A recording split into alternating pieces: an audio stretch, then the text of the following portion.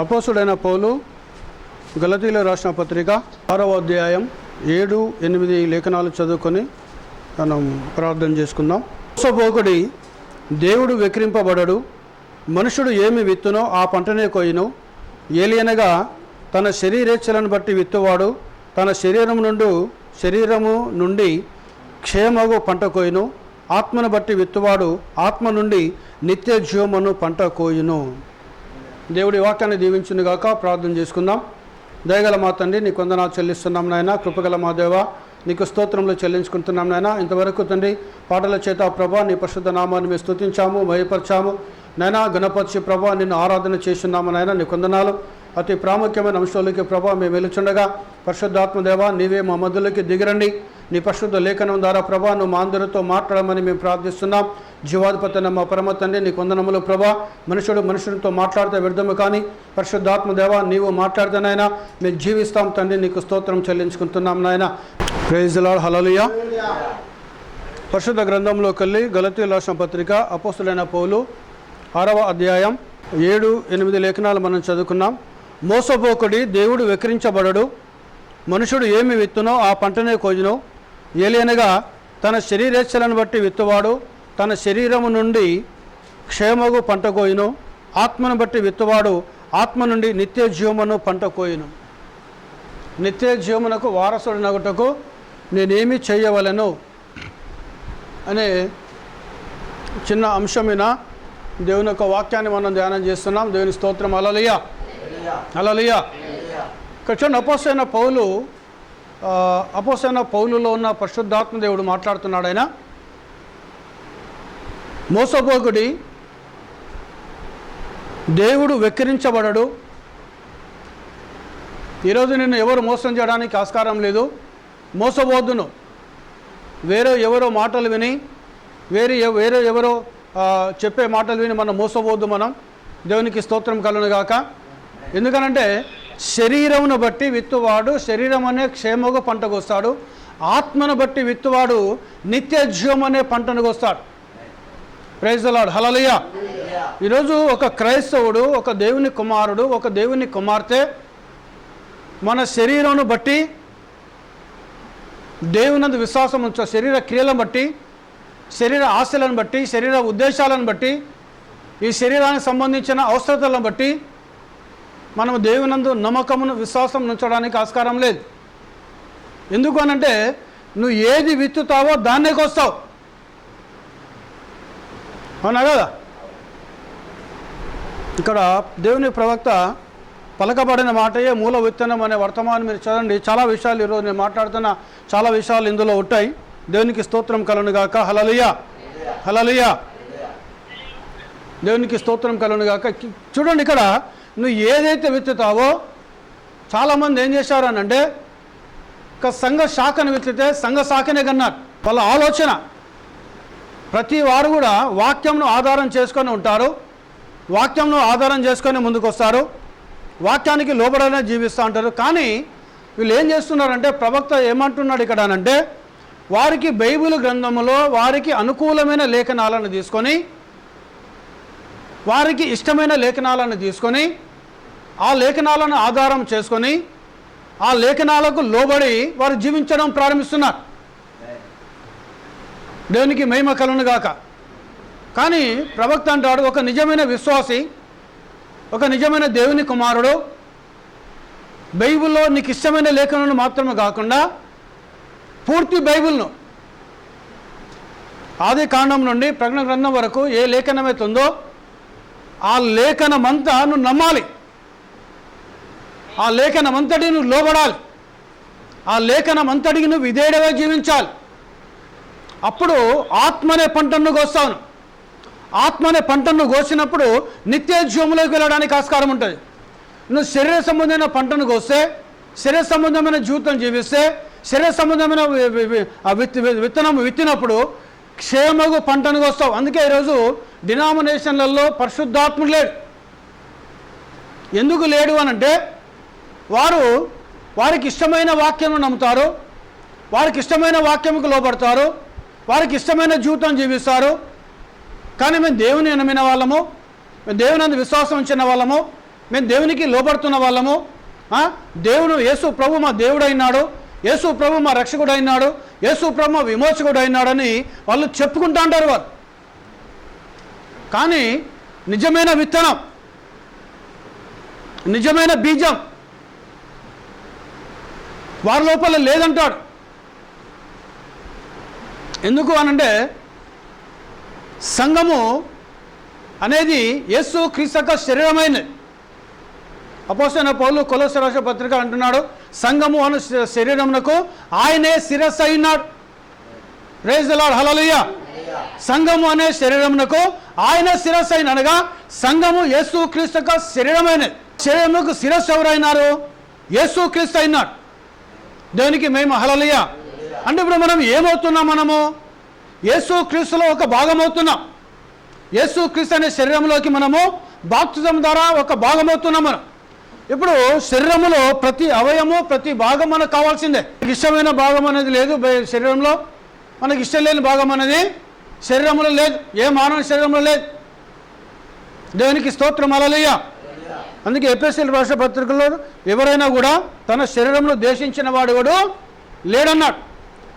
చూడండి, ఇక్కడ ఎఫెసీయుల రాసిన పత్రికలో ఉంటుంది అన్నమాట. ఎఫెసీయుల రాసిన పత్రిక 5వ అధ్యాయము 29వ వాక్యం. తన శరీరమును ద్వేషించిన వాడెవడు లేడు కానీ ప్రతివాడు దానిని పోషించి సంరక్షించుకొనును. మనము క్రీస్తు శరీరమునకు అవయములై ఉన్నాము గనుక అలాగే క్రీస్తు కూడా సంఘమును పోషించి సంరక్షించుచున్నాడు. హల్లెలూయా. తన శరీరాన్ని ద్వేషించిన వాడు ఎవడు లేడు. ఆ శరీరం ఎవరైనారట? యేసుక్రీస్తు అయినాడు. యేసుక్రీస్తులో మనం ఒక అవయములైనాం, యేసుక్రీస్తులో మనం ఒక భాగమైనాం.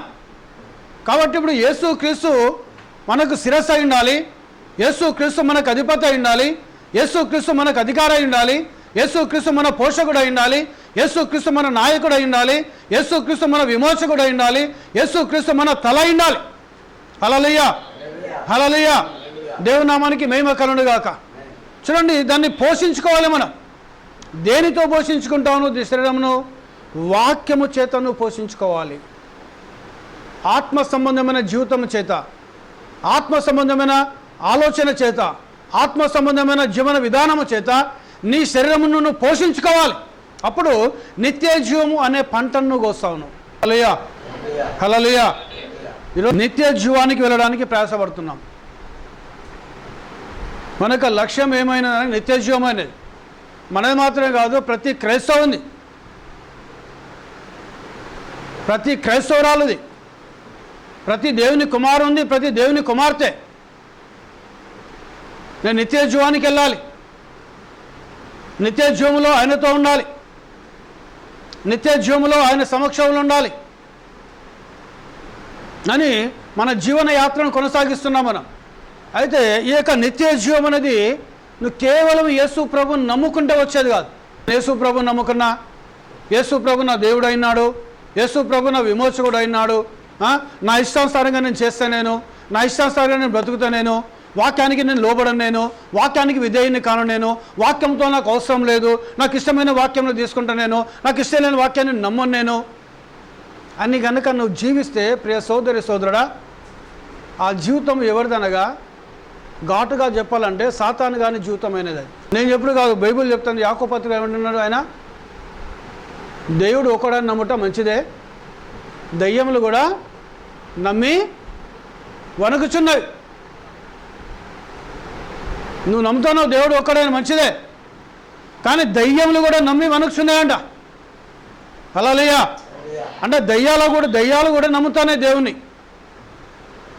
సాతాను గారు నమ్ముతున్నారు దేవుణ్ణి, కానీ వానికి నిత్యజీవం లేదు కదా, దయ్యాలకు నిత్యజీవం లేదు కదా. ఎవరికి నిత్యజీవము? ఎవరి హృదయములో అయితే దేవుని యొక్క వాక్యంతో నింపబడతారో, ఎవరి మనసులో అయితే దేవుని యొక్క వాక్యంతో నింపబడతారో, ఎవరైతే దేవుని యొక్క వాక్యాన్ని లోబడి జీవిస్తారో, ఎవరైతే దేవుని యొక్క వాక్యానుసారమైన జీవితం కలిగి ఉంటారో వారు మాత్రమే నిత్య జీవానికి వారసులు అవుతారు. హల్లెలూయా, హల్లెలూయా. అంతే తప్ప నేను నా ఇష్టానుసారంగా జీవిస్తా, నేను నా ఇష్టానుసారంగా ప్రవర్తిస్తా, ఒక ఆదివారం వస్తే నేను చర్చికి పోతా, ఒక ఆదివారం మాత్రమే చర్చికి పోతా, నేను ఇక వేరే వారం నాకు చర్చ్ అవసరం లేదు, వేరే వారం నాకు దేవుని మందిరం అవసరం లేదు, ఇలాంటి జీవితం కనుక ఉండేది ఉంటే ప్రియ సోదర సోదరుడా, నీ మనసును మార్చుకోవాలి, నీ జీవితాన్ని మార్చుకోవాలి. అందుకే ఇక్కడ ఏమంటున్నాడు పౌలు, ఇక్కడ మోసపోకుడి, దేవుడు వెక్కిరించబడడు, మనుషుడు ఏమి విత్తునో ఆ పంటనే కోయును. ఏలనగా తన శరీరేచ్ఛను బట్టి విత్తువాడు తన శరీరం నుండి క్షయమగు పంటను కోస్తాడు. నీ శరీర ఆశలను బట్టి, నీ మనసుకు వచ్చిన ఆలోచనను బట్టి, నీ మనసుకు వచ్చిన తలంపులను బట్టి నువ్వు జీవిస్తే నువ్వు క్రైస్తవుని కాదు. నువ్వు శరీర సంబంధమైన పంటను నువ్వు కోస్తావు. నువ్వు కానీ నువ్వు ఏ పంటను కోసుకోవాలి? నువ్వు ఆత్మ సంబంధంగా నువ్వు జీవించినప్పుడు నిత్య జీవము అనే పంటను నువ్వు కొయ్యాలను. హల్లెలూయా, హల్లెలూయా. చూడండి, ఇక యేసు ప్రభు కుమారని చెప్పాడు. ఆయన పగలుపూట పోయాడు, గోధుమ విత్తనాలు పొలము దున్నాడు, మంచిగా చదువును చేశాడు, పొలమును మంచిగా దున్నిండి. ఆయన దీన్ని ఏం చేశాడు? విత్తనాలు నాటుకుంటూ పోయాడు, గోధుమలు నాటుకుంటూ పోయాడు. ఆ గోధుమలు నాటుకుంటూ పోయిన తర్వాత రాత్రి వేళ ఎవడు వచ్చిండు? సాతానుగాడు, అపవాది వచ్చాడు, దయ్యం వచ్చాడు. ఈయన నాటిన కాన్నే వాడు గురుగులు నాటుకుంటూ పోయాడు. దాని మీద వర్షం కురిపించాడు దేవుడు, సూర్యుని ఉదయింపజేశాడు. ఆ వర్షంను మొలకెత్తినాయి, సూర్యుని యొక్క కాంతిని పొందుకున్నాయి, బలాన్ని పొందుకున్నాయి, రెండు ఎదగడం ప్రారంభించాయి. ఇప్పుడు గోధుమలు పెరుగుతూ ఉన్నవి, గురుగులు పెరుగుతూ ఉన్నాయి. ఇక రోజు సూర్యోదయం వచ్చిన వెంటనే గురుగులు హల్లెలూయా స్తోత్రం, హల్లెలూయా స్తోత్రం, హల్లెలూయా స్తోత్రం దేవుని స్తుతిస్తున్నాయి. గోధుమల కంటే గురుగుల యొక్క దేవుని స్తుతిస్తున్నాయి. అప్పుడు దేవుని దూతలు చూశారు, ప్రభా నువ్వు పొలంను చదును చేశావు, ఆ పొలంలో గోధుమలు విత్తుకుంటూ పోయావు కదా, మరి ఈ గురుగులు ఎక్కడికి వెళ్ళి వచ్చాయి? అప్పుడు ప్రభు అన్నాడు, వాడు అపవాది దెయ్యం చేసే పనిది అన్నాడు.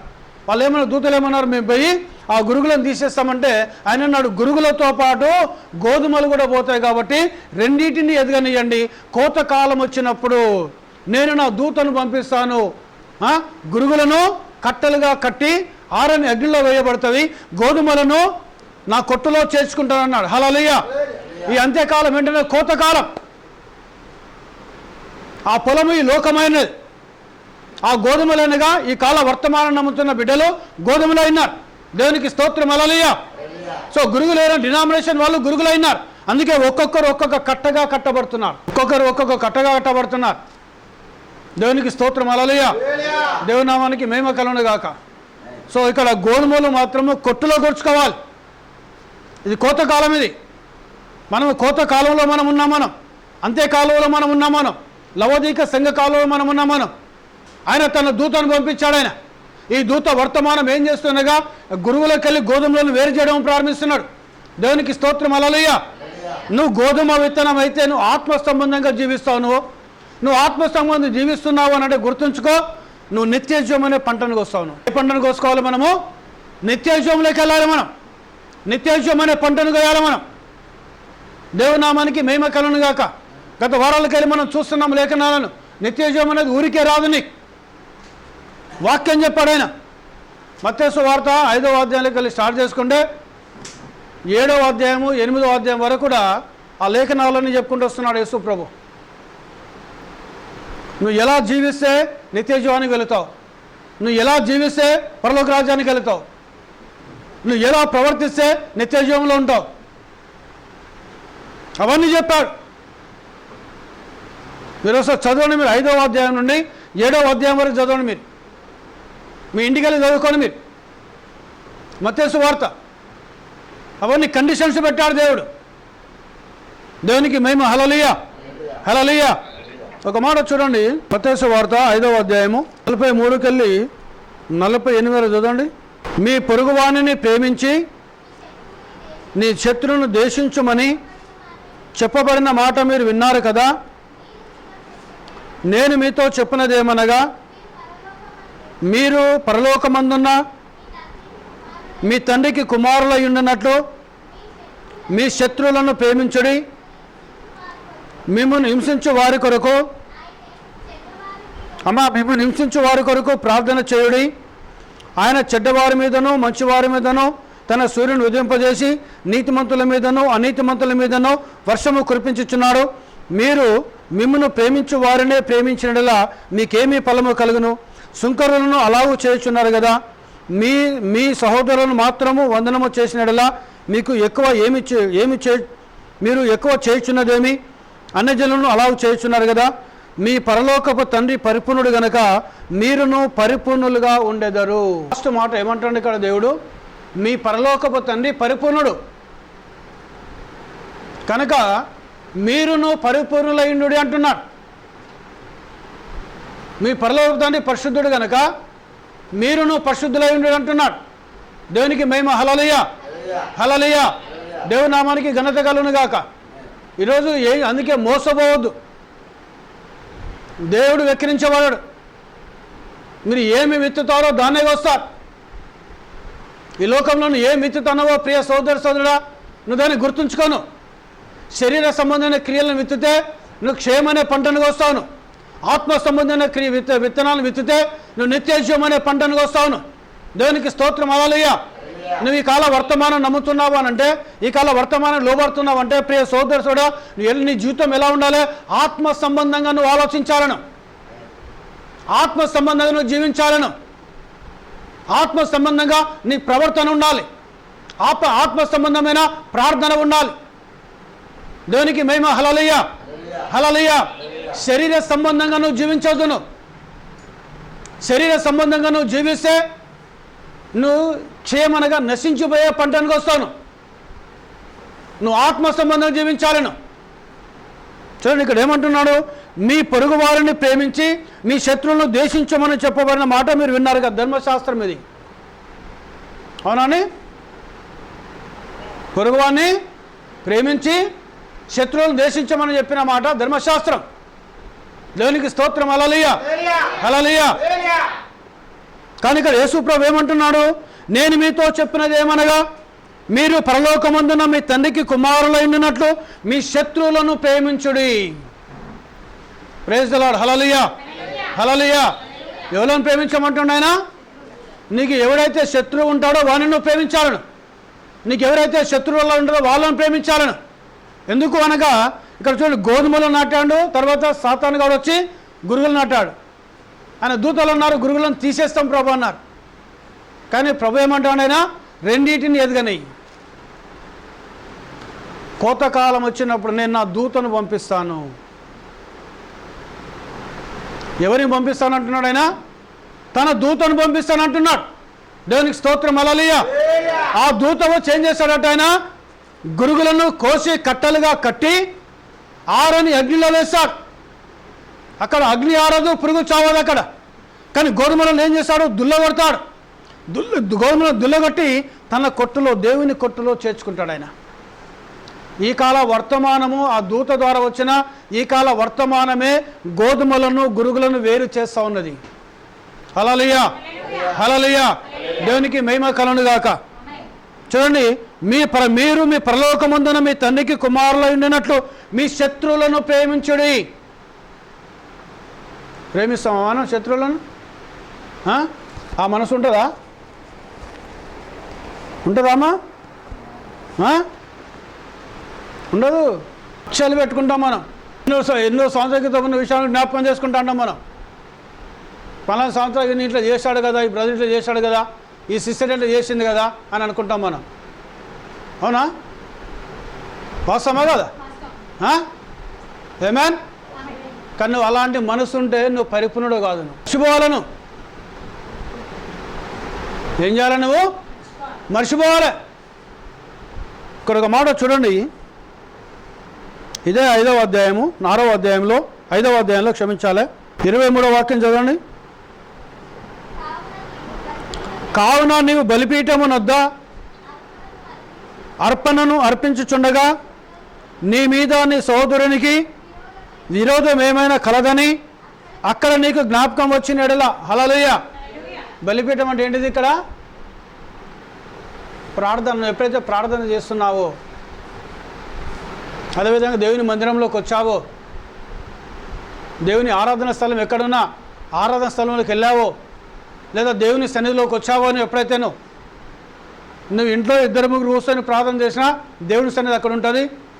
నువ్వు చర్చిలోకి వచ్చి ప్రార్థన చేసినా దేవుని సన్నిధి అక్కడ ఉంటుంది. నువ్వు ఏకాంతంగా ప్రార్థన చేసినా దేవుని సన్నిధి అక్కడ ఉంటుంది.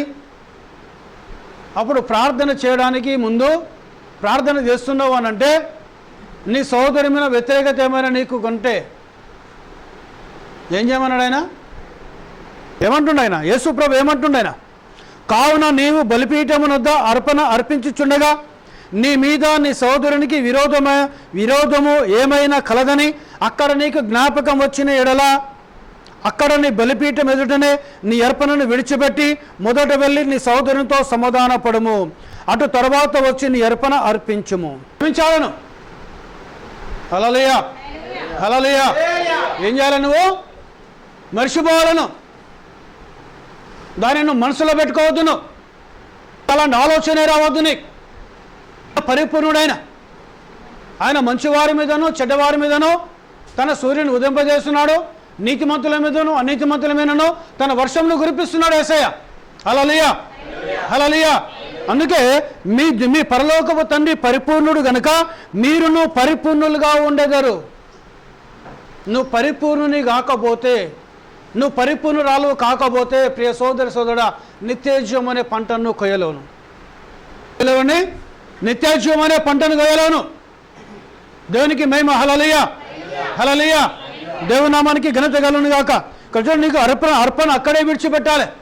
బలిపీఠం నీ అర్పణ విడిచిపెట్టి మొదట వెళ్ళి నీ సహోదరునితోనూ సమాధానపడను. సమాధాన పడి వచ్చిన తర్వాత నీ అర్పణ అర్పించు. అప్పుడు నీ ప్రార్థన అంగీకరించబడుతుంది. మనం ఏం చేస్తాం? మనం ఎప్పటియో జ్ఞాపకం చేసుకుంటా ఉంటాం.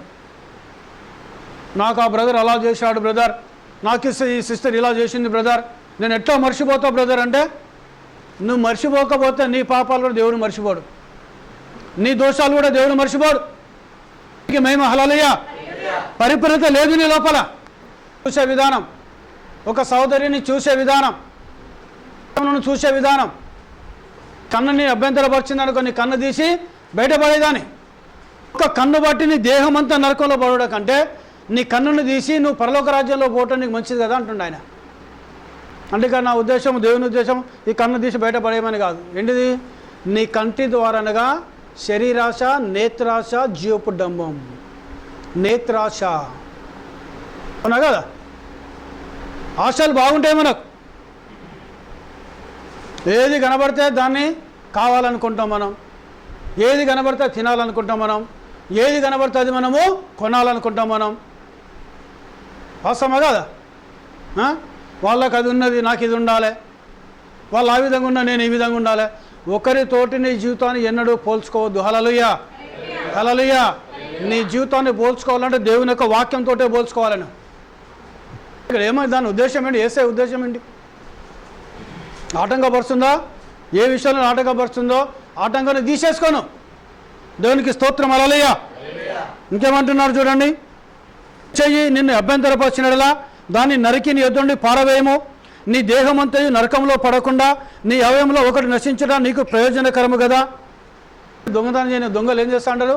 దొంగతనం చేయనిపోతూ అంటారు బాగా. అవునా కదా? ఆ మనసు నీకు ఉండకూడదు. అందుకే నీ పొరుగు వాని సొత్తు ఏది నువ్వు ఆశించదును. హల్లెలూయా. ఆశిస్తారండి? ఉన్నారు పొరుగు వాని సొత్తు ఆశించేవాళ్ళు. దీనికి ఎగ్జాంపుల్, పక్కా ఎగ్జాంపుల్ ఏంటి తెలుసా? ఏమనుకోవద్దు నన్ను, సత్యం చెప్తున్నా నేను.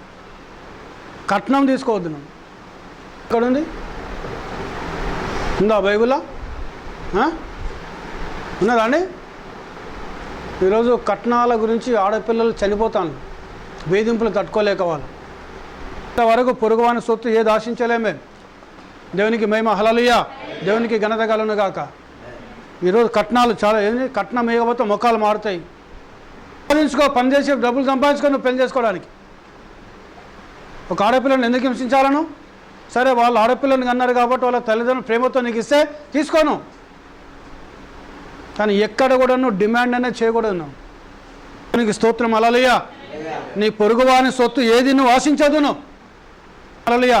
నీ తల్లి తండ్రి సంపాదించిన ఆస్తి తప్ప, లేదా నువ్వు సంపాదించుకున్నది, నీ భార్య సంపాదించుకున్నది, నీ పిల్లలు సంపాదించుకున్నది తప్ప వేరే ఎవరిదైనా పొరుగు వాందే. అది తండ్రిది, నీది, నీ భార్యది, నీ కడుపులో పుట్టిన పిల్లలది. అవునా కదా? సత్యమే కాదు అది. ఇక వేరే ఎవరైనా నీ అన్నైనా చెల్లైనా మామైనా అత్తైనా అక్కైనా బావైనా తమ్ముడైనా మరదలైనా ఎవరైనా వాడు పొరుగువారని. దేవుని స్తోత్రం. హల్లెలూయా. వాళ్ళ ఏది నీ దగ్గర ఉండవు నువ్వు ఇచ్చేసుకోవాలను ఆశించదు నువ్వు. దేవునికి మహిమ. హల్లెలూయా. నువ్వు పరిశుద్ధత కావాలి, నీకు పరిపూర్ణని కావాలను. నీ భార్య కష్టపడుతుందా తీసుకో, నీ భర్త కష్టపడి తీసుకో, నీ కొడుకు కష్టపడుతున్నా, నీ బిడ్డ కష్టపడుతుందా, నువ్వు తల్లి తనగా నీ పిల్లల కష్టం నువ్వు తినే హక్కుందా నీకు. నువ్వు వాళ్ళ కోసం కష్టపడ్డావు, శ్రమపడ్డావు, వాళ్ళని పెంచావు, పోషించావు కాబట్టి దేవునికి స్తోత్రం. హల్లెలూయా. సో నీ తల్లి తండ్రిది పిత్రార్జితం ఏది కోల్పోదని బైబిల్ చెప్తా ఉన్నది. నీ పితరుల ఆస్తిని నువ్వు కోల్పోదును. దేవునికి మహిమ. హల్లెలూయా. దేవుని నామానికి ఘనత కలుగును గాక. దేవునికి స్తోత్రం. హల్లెలూయా. చూడండి, ఇక్కడ చాలా విషయాలు. నిత్య జీవానికి పోవాలంటే చాలా కఠినమైన నియమాలు పెట్టాడు దేవుడు. ప్రార్థన చేస్తా, బైబిల్ సంకలం పెట్టుకొని చర్చికి వెళ్తా, నేను నిత్య జీవం పోతున్నా, నేను వర్తమానం నమ్మినా, నేను యేసుక్రీస్తునాలో బాప్తిసం తీసుకున్నా, నేను దేవుడు ఒక్కడే నమ్ముతున్నా, నేను ఇష్టానుసారం జీవిస్తా. కాదండి, ప్రవక్త ఎక్కడ అట్లా చెప్పలేదు, యేసు ప్రభు ఎక్కడ కూడా ఆ విధంగా చెప్పలేదు ఆయన. దేవుని స్తోత్రం. హల్లెలూయా. హల్లెలూయా. యేసయ్య ఎక్కడ ఆ విధంగా చెప్పలేదు. నీ చెయ్యి అభ్యంతరపరుస్తుందా నిన్ను, దాన్ని తీసేయమన్నాడు. అంటే అర్థం ఏంటిది? పొరుగువాని సొత్తును ఆశించదు, పొరుగువాని సొత్తును తీసుకోదును. ఆటంకం వస్తుందా, ఆలోచన తీసేసుకోను, అలాంటి ఉద్దేశాన్ని తీసేసుకోను. దేవునికి స్తోత్రం. హల్లెలూయా. దేవునికి ఎందుకు తీసేసుకోవాలి? నువ్వు నిత్యజీవం కావాలని అనుకుంటే, నీకు నువ్వు పరిశుద్ధుడు కావాలి అని అనుకుంటాను, నువ్వు పరిపూర్ణుని కావాలి అని అనుకుంటాను. ఏమంటే ఆషామాషి కాదండి, ఆషామాషిగా వచ్చేది కాదు.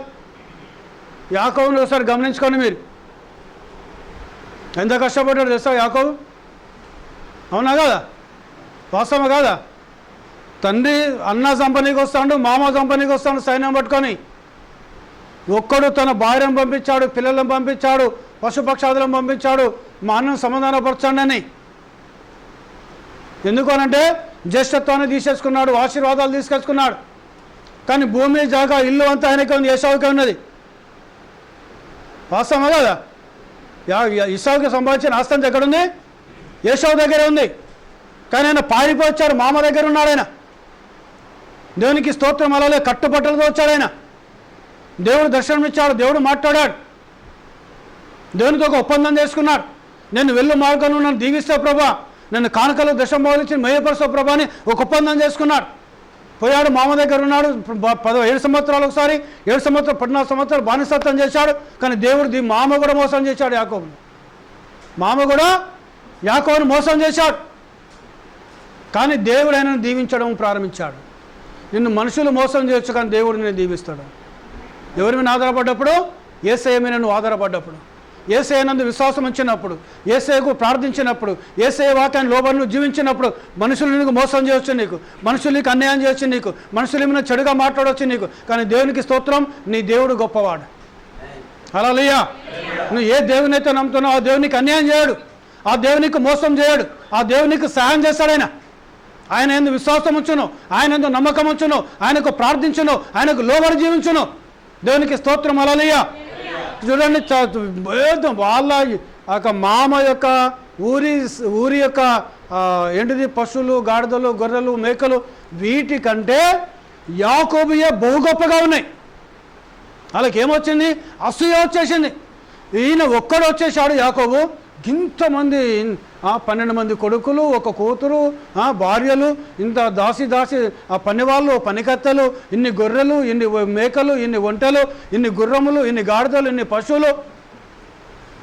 ఈయన తోటి ఉన్న ఒక పెద్ద గ్రామం అయిపోయింది అక్కడ. అసూయ వచ్చేసింది. కానీ దేవుడు ఆయనకు తోడుగా ఉన్నాడు. ఆయన దేవుని స్తోత్రం. హల్లెలూయా. ఒక నైట్ మొత్తం పంపించాడు, ఒక్కడే ఉన్నాడు. దేవునితో పెనుగులాడ, నన్ను దీవిస్తేనే ప్రభా నిన్ను వదిలిపెట్టాను ప్రభా అన్నాడు ఆయన. నీ పేరు యాకోబు కాబట్టి నువ్వు మోసగా ఏం చేశాడు? తుంటి నరమును విరిచాడు దేవుడు. ఏమైపోయాడు యాకోబు? కుంటివాడయ్యాడు. దేవునికి స్తోత్రం. హల్లెలూయా. హల్లెలూయా. ఆ నరం విరిచాడు ఆయన. విడిచి ఏం చేశాడైనా? ఇక మీదట నీ పేరు యాకోబు కాదు, ఇశ్రాయేలు అనబడిన అన్నాడు ఆయన.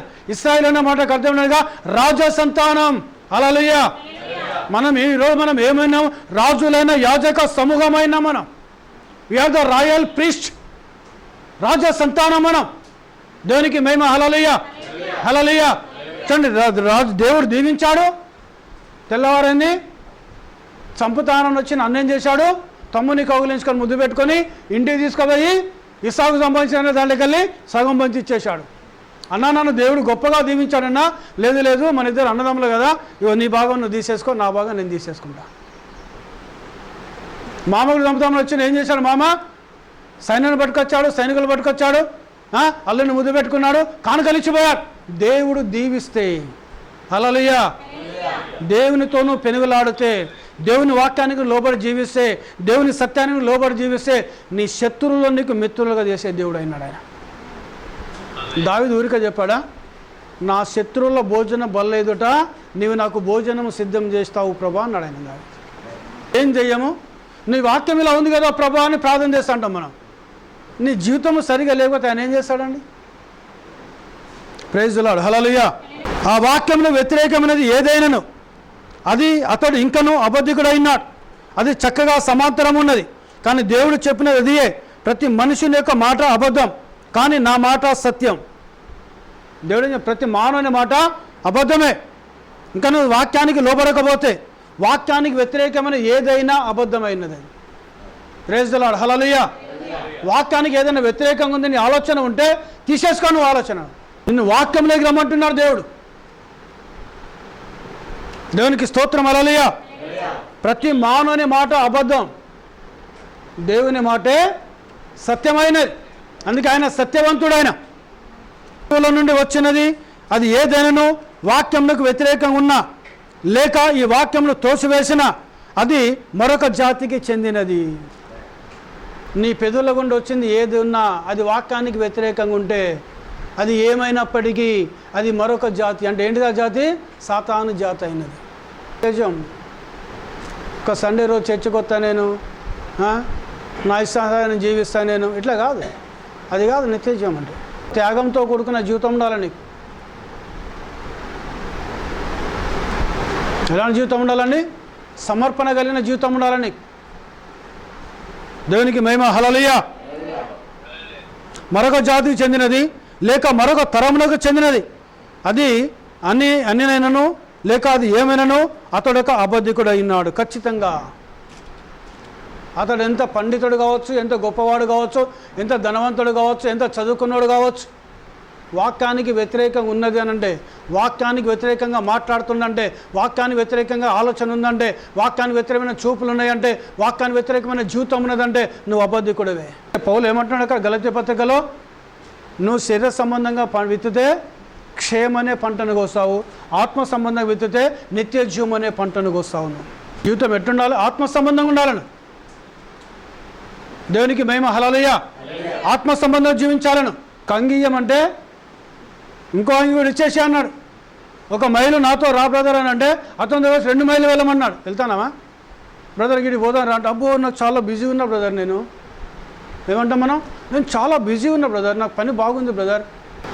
అసలు ప్రార్థన రమ్మంటేనే రారు. ఎక్కడికి ఏంది ఇక ప్రార్థన రండి బ్రదర్ అంటేనే రారు. నువ్వు ప్రార్థనకు రమ్మంటేనే రాని వ్యక్తి నిత్యజీవానికి ఎట్లా పోతావు?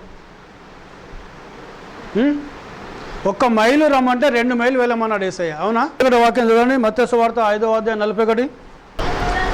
ఒకడు 1 మైలు దూరము రమ్మని నిన్ను బలవంతము చేసినడలా వానితో కూడా 2 మైళ్ళు వెళ్ళము. హల్లెలూయా. చెప్పిన మాట ఇది, యేసయ్య చెప్పిన మాట ఇది. బ్రదర్ నేను ఒక్కని పోవడం ఇబ్బంది అవుతుంది, నాతో కలిసి నువ్వు రా బ్రదర్ అని అడిగితే నువ్వు ఏం చేయాలను? అతనితో వచ్చి 2 మైళ్ళు వెళ్ళను. వాక్యాన్ని నెరవేర్చిన వాడు అవుతాను. కిందేమంటున్నాడు? నిన్ను అడుగు వానికిమ్ము, నిన్ను అప్పు అడుగ గోరు వాని నుండి నీ ముఖము తిప్పుకొనవద్దు. హల్లెలూయా. నిన్నెవరన్నా అడిగింటే నీకు కలిగింది నువ్వు. నిన్నెవరన్నా అప్పు అడిగితే నీ ముఖాన్ని నువ్వు తిప్పుకోవద్దు. నువ్వు టక్కున వచ్చేది బ్రదర్ నాకు లేవు బ్రదర్, టక్కున వచ్చేసే మాటలు మనం. కనీసం మీకోసం ప్రార్థన చేస్తాం బ్రదర్ అని కూడా అన్నారు. కఠినమైన లేఖనాలు చదువుకుంటూ పోతా ఉంటాం మనం ఇవి, కానీ ఆచరణలో చేయాలంటే చాలా కఠినమైనది.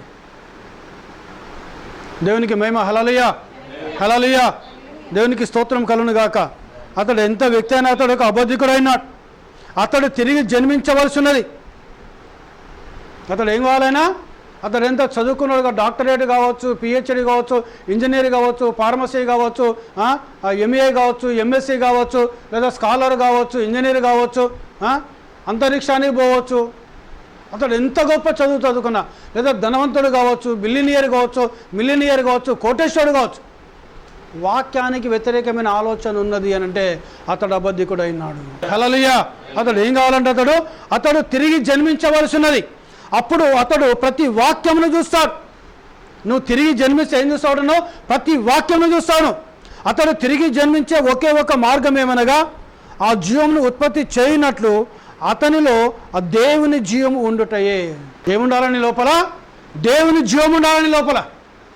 దేవునికి స్తోత్రం. హల్లెలూయా, హల్లెలూయా. నీ లోపల ఏముండాలండి? జీవం ఉండాలి, దేవుని జీవం ఉండాలి. నీలో కనుక దేవుని జీవం ఉంటే నువ్వు ఏం చూస్తావు? నువ్వు వాక్యమునే చూస్తావు. నువ్వు కేవలం దేవుని యొక్క వాక్యమునే చూస్తావు. నీ ఆలోచనలతోటి వాక్యాన్ని పోల్చుకుంటాను. నాకు ఇలాంటి ఆలోచన వచ్చింది, వాక్యానుసారమైనదా?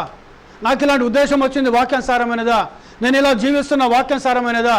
నేను ఇలా ప్రవర్తిస్తున్న వాక్యానుసారమైనదా అని ఏం చేస్తాను? వాక్యముతో నీ ఆలోచనను పోల్చుకోవాలి, వాక్యముతో నీ తలంపులు పోల్చుకోవాలి, వాక్యముకు లోబడి నువ్వు జీవించాలి. అప్పుడేమో దాని యొక్క సూచన ఏంటనగా నీలో దేవుని జీవం ఉన్నది అనే సూచన. అప్పుడు దేవుని జీవం నీలో కనుకుంటే నువ్వు ఏం కోస్తావు? నువ్వు నిత్య జీవము అనే పంటను నువ్వు కోస్తావు. ఇప్పుడు చదువుకుందాం మనం గలతీ పత్రిక. ఈ వాక్యం చదువుకుందాం. 5వ అధ్యాయము 6వ అధ్యాయము 7వ వాక్యం 8వ వాక్యం. మోసపోకుడి, దేవుడు వెక్రించబడడు. మనుషుడు ఏమి విత్తునో ఆ పంటనే కోయును. ఏలైనగా తన శరీర ఇచ్చలను బట్టి విత్తువాడు తన శరీరం నుండి వచ్చు క్షేమను పంట కోయును. ఆత్మను బట్టి విత్తువాడు ఆత్మ నుండి వచ్చు నిత్య జీవమును పంట కోయును అంటున్నాడు. కింద కదా, మనము మేలు చేయటం విసుగక ఉందాము. మనము అలయక మేలు చేసితమేమని తగిన కాలమందు పంటను కోస్తాం. మేలు చేయట్లో మనము విసుగురానియదు. మనం తగిన కాలమందు ఆ పంటను మనము కోస్తాం. మనం దేవునికి స్తోత్రం. హల్లెలూయా, హల్లెలూయా. అందుకే నీతిమంతుల మీదను అనీతిమంతుల మీదను, మంచివారి మీదను చెడ్డవారి మీదను తన వర్షంను కురిపిస్తున్నాడు. తన సూర్యుని దేవుడు ఉదయింపజేస్తున్నాడు. ఈరోజు నీ పరలోకపు తండ్రి పరిపూర్ణుడు కాబట్టి మనము కూడా పరిపూర్ణముగా ఉండాలి. మనం ప్రైజ్ ది లార్డ్. హల్లెలూయా, హల్లెలూయా. చూసే విధానం, ఒక సహోదరిని చూసే విధానం వాక్యమే కదా, వాక్యమును చూసే విధానం. కొన్ని కన్నుని అభ్యంతరపరిచిందని కొన్ని కన్ను తీసి బయటపడేదాన్ని. ఈ ఒక్క కన్ను బట్టి నీ దేహం అంతా నరకంలో పడడం కంటే నీ కన్నుని తీసి నువ్వు పరలోక రాజ్యంలో పోవటం నీకు మంచిది కదా అంటుండే ఆయన. అందుకని నా ఉద్దేశం, దేవుని ఉద్దేశం ఈ కన్ను తీసి బయటపడేయమని కాదు. ఏంటిది? నీ కంటి ద్వారానగా శరీరాశ, నేత్రాశ, జీవపు డంబం. నేత్రాశ, అవునా కదా? ఆశలు బాగుంటాయి మనకు. ఏది కనబడితే దాన్ని కావాలనుకుంటాం మనం, ఏది కనబడితే తినాలనుకుంటాం మనం, ఏది కనబడితే అది మనము కొనాలనుకుంటాం మనం. వాస్తవమా కదా? వాళ్ళకి అది ఉన్నది, నాకు ఇది ఉండాలి, వాళ్ళు ఆ విధంగా ఉన్నా నేను ఈ విధంగా ఉండాలి. ఒకరితోటి నీ జీవితాన్ని ఎన్నడూ పోల్చుకోవద్దు. హల్లెలూయా, హల్లెలూయా. నీ జీవితాన్ని పోల్చుకోవాలంటే దేవుని యొక్క వాక్యంతో పోల్చుకోవాలని. అంటే ఇక్కడ ఏమైంది? దాని ఉద్దేశం ఏంటి? ఏసే ఉద్దేశం ఏంటి? ఆటంకపరుస్తుందా? ఏ విషయంలో ఆటంకపరుస్తుందో ఆటంకాన్ని తీసేసుకోను. దేవునికి స్తోత్రం. హల్లెలూయా. ఇంకేమంటున్నారు చూడండి. ఎలాంటి జీవితం కలిగి ఉండాలండి? పరిపూర్ణతలోకి రావాలి మనం, పరిశుద్ధతలోకి రావాలి మనం, దేవుని యొక్క నీతిలోకి రావాలి మనం, దేవుని యొక్క నిత్య జీవములోకి మనం ప్రయాణం చేస్తున్నాం. మనం ఈ లోకంలోకి వెళ్ళి దేవుని యొక్క నిత్య జీవములోకి మనం ప్రయాణం చేస్తున్నాం. దేవుని నామానికి మహిమ కలుగును గాక. ఈరోజు నిత్య జీవానికి మనం వారసులము కావాలి. దేనికి వారసులమండి? నిత్య జీవానికి మనం వారసులము కావాలి. దేవుడి ఈ మాటలను దీవించింది గాక. ఆ నిత్య జీవము ఎవరో కాదు, ప్రభువైన యేసు క్రీస్తు అయినాడు. ప్రార్థన చేసుకుందాం. మన తలలు ఉంచుదాం, ప్రార్థన చేసుకుందాం. దయగల మా తండ్రి, నీ కొందనాలు చెల్లిస్తున్నాం నాయన. కృపగల మా దేవ, నీకు స్తోత్రంలో చెల్లిస్తున్నాం నాయన. మహోన్నతమైన మా దేవా నీ కొందనములు, సర్వోన్నతమైన మా తండ్రి నీ కొందనములు, సర్వాధికారి అయిన మా దేవా నీకు స్తోత్రం చెల్లించుకుంటున్నాం. ఇంతవరకు నైనా మీరు ఇచ్చిన వాక్యాన్ని బట్టి వందనాలు ప్రభా. 30దంతలుగా 60దంతలుగా 100దంతలుగా దీవించండి. ఎంతమంది బిడ్డలైతే ప్రభా ఈ వాక్యాన్ని వింటున్నారో వారి ఆలోచనలు మార్చండి, వారి తలంపులు మార్చండి. నీ వాక్యానికి వ్యతిరేకమైన ప్రతి ఆలోచన మార్చండి, తలంపులను మార్చండి, ఉద్దేశాలను మార్చండి. వారి యొక్క జీవిత విధానం ప్రభా మీరు మార్చమని మేము ప్రార్థన చేయుచున్నాం. జీవాధిపతి అయిన మా పరమ తండ్రి నీ ఘననామాన్ని బట్టి ప్రభా నీ కొందనములు చెల్లిస్తున్నాం. నైనా ఎవరైతే ప్రభా అనారోగ్యంతో ఉన్నారో వారిని ముట్టండి, స్వస్థపరచండి ప్రభా. ఎవరైతే కష్టాలు ఉన్నారో వారి కష్టాలను తీసివేయండి. ఎవరైతే పేదరికంలో ఉన్నారో వారి పేదరికం తీసేయండి. ఎవరైతే అప్పుల బాధలు ఉన్నారో యేసు క్రీస్తు నామములో వారి అప్పులు తొలగిపోను గాక. యేసు క్రీస్తు నామములో వారు ఆర్థికంగా దీవించబడుదురు గాక. ముఖ్యంగా ప్రభా నీ ఆత్మ ఫలము పొందుకోవడానికి కృపను దయచండి నాయనా. మరి నీకు స్తోత్రంనైనా శరీర సంబంధమైన క్రియలను కొట్టివేయండి ప్రభా. ఆత్మ సంబంధమైన జీవితం జీవించుతండి. నిత్య జీవం అనే పంటను కోయడానికి దేవా నీ కృపను మాకు దయచమని మీరు ఇచ్చిన వాక్యాన్ని బట్టి నీకు స్తోత్రంలో చెల్లిస్తూ 30దంతలుగా 60దంతలుగా 100దంతలుగా ఫలింపచేయమని మా ప్రభును మా రక్షకుడైన యేసు క్రీస్తు పరిశుద్ధ నామములో ప్రార్థించి అడుగుచున్నాం తండ్రి. ఆమేన్.